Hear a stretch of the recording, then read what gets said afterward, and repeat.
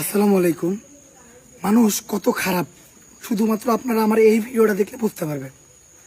আমরা এখন বাজারে রাত্রের 11টা, আমরা এই জায়গায়, এটা কি গ্রাম? দক্ষিণ ঝালেশকো। 2 ঘন্টা পর আইছি পানিতে নৌকা দিয়া বাইসা। নৌকা দিয়া 2 ঘন্টা পথ আমরা ভাইসা আসছি এই জায়গায়।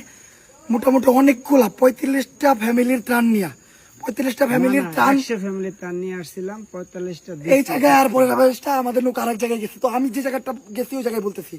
তো 45টা ফ্যামিলির ত্রাণ কতগুলো হইতে পারে? অনেক বড় একটা নৌকায় আসছি আমরা, মোটামুটি 5-6 জন। তো নৌকায় আমরা ত্রাণ নামাই দিছি।